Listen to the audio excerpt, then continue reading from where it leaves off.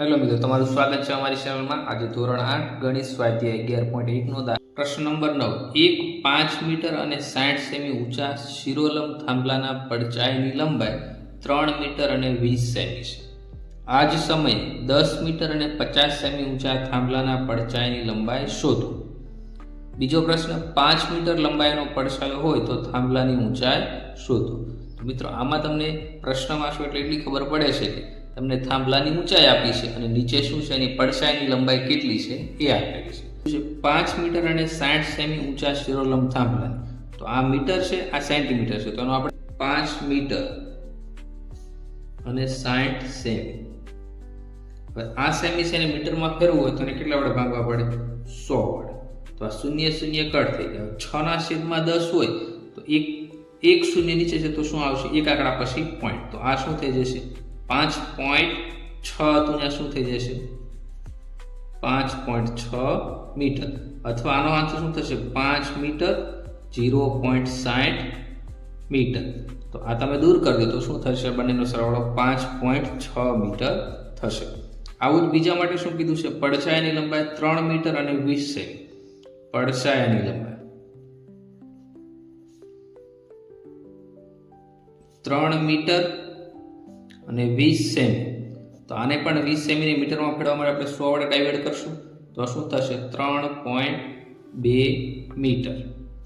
ત્યાર પછી શું કીધું છે આગળ? 10 મીટર અને 50 સેમી ઊંચાઈ। તો પહેલા પ્રશ્નમાં શું છે? 10 મીટર અને 50 સેમી ઊંચા થાંભલો છે। તો આમાં શું થશે? 10 મીટર એમના 50 છે તો એના છેદમાં શું થઈ જશે? 100। તો આની ફાઇનલ ઊંચાઈ શું થઈ જશે? 10.5 મીટર થઈ જશે। હવે આનું આપણે શું કરશું? કોષ્ટક બનાવશું, જે આપણે બનાવતા હતા। કોષ્ટક ના બનાવવા પણ ડાયરેક્ટ પણ થઈ શકે। માહિતી મુજબ અહીં ઉપર શું લખશું આપણે? થાંભલાની ઊંચાઈ, થાંભલાની ઊંચાઈ લખશું। નીચે શું લખશું આપણે? પડછાયાની લંબાઈ। ચાલો, તો પહેલા શું કીધું? 5 મીટર અને 60 સેમી ઊંચા શિરોલંબ થાંભલાની પડછાયાની લંબાઈ 3 મીટર અને 20 સેમી। તો આપણે એને મીટરમાં ફેરવ્યું તો શું થયું? 5.6 મીટર અને પડછાયાની લંબાઈ શું આવી? 3.2 મીટર। તો પડછાયાની લંબાઈ 3.2 મીટર। આગળ શું કીધું? 10 મીટર અને 50 સેમી ઊંચા સ્તંભની પડછાયાની લંબાઈ શોધો। તો આ શું છે? થાંભલાની ઊંચાઈ। તો આનું શું આવ્યું? તો આપણે 10.5 મીટર। તો 10.5 મીટર એના પડછાયાની લંબાઈ આપણે શોધવાની છે। આગળ શું કીધું? 5 મીટર લંબાઈનો પડછાયો હોય તો થાંભલાની ઊંચાઈ શોધો। તો પડછાયો નીચે છે એટલે આપણે નીચે લખશું, આ આપણે શોધવાનું છે। હવે જો આગળ આપણે કરતા તો ઉપર આપણે કઈ કોલમ હતી? x વાળી હતી અને નીચે કઈ કોલમ હતી? y વાળી હતી। તો ઉપર શું કહીશું આપણે? x1 x2 x3, નીચે શું કહી દઈશું? y1 y2 અને y3 કહી દઈશું। સૂત્રો પર આવશું, શું થઈ જશે? x1 ના છેદમાં y1 બરાબર x2 ના છેદમાં શું થઈ જશે? y2 થશે। તો આપણે રકમ x1 શું છે આપણો? 5.6, y1 કેટલો છે? 3.2 બરાબર x2 કેટલો છે આપણે? 10.5 અને y2 આપણે શું કરવાનો છે? શોધવાનો છે। હવે શું થશે? આ બંનેનો ક્રોસ ગુણાકાર, તો શું થઈ જશે? 3.2 ગુણ્યા 10.5 બરાબર શું થશે? 5.6 ગુણ્યા y2, 5.6 ગુણ્યા y2। હવે જો 5.6 છે y2 સાથે ગુણાકારમાં, એ ક્યાં જશે? ભાગાકારમાં। તો 3.2 ગુણ્યા 10.5 છેદમાં 5.6 શેમાં જશે? ભાગાકારમાં બરાબર y2। હવે આ બધામાં પોઈન્ટ પછી એક નંબર છે તો પોઈન્ટ દૂર કરવા આપણે છેદમાં કેટલા કરશું? 10। તો હવે શું થઈ જશે? 32 છેદમાં 10 ગુણ્યા 10.5 છે એના 105 અને છેદમાં કેટલા થઈ જશે? 10। આ બસે ગુણાકાર। હવે છેદમાં 5.6 હતા તો અહીંયા 56 અને એના છેદમાં 10 હતા તો છેદનો છેદ ક્યાં આવ્યો જાય? અંશમાં। હવે આ 10 કટ થઈ ગયા। હવે શું કરશું આપણે? છેદ ઉડાડશું અને અહીંયા ફાઇનલ y2 એમ નામ રહેશે। આ 10 ની જગ્યાએ 5 ગુણ્યા 2, 32 ની જગ્યાએ 16 દુ 32, તો 2 કટ થઈ ગયા। પછી આ શું થશે? 15 7 105 થશે અને 15 ની જગ્યાએ શું લખશું? 5 ગુણ્યા 3, તો 5 5 કટ થઈ ગયા। 56 ની જગ્યાએ 7 8 56 થાય તો 7 7 કટ થઈ ગયા. 16 ની જગ્યાએ 8 2 16. તો હવે ફાઇનલમાં શું વધ્યું? 2 ગુણ્યા 3. 2 ગુણ્યા 3 બરાબર y2.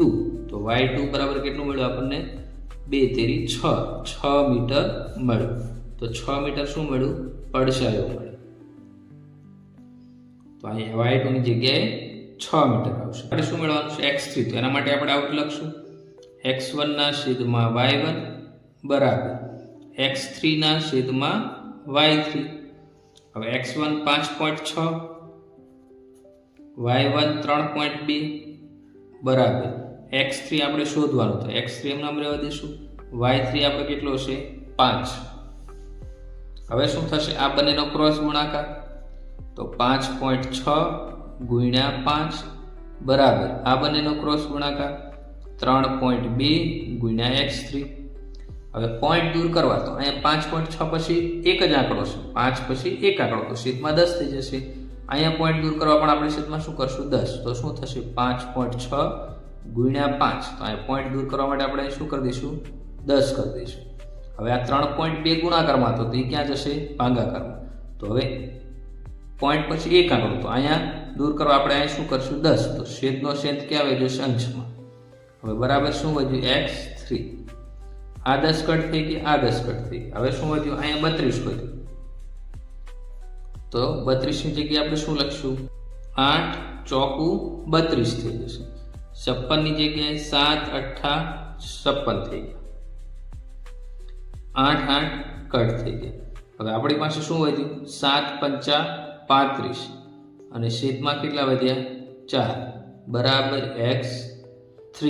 હવે 35 ને આપણે કેટલા વડે ભાગશું? 4 વડે ભાગશું. તો 35 ભાગ્યા 4.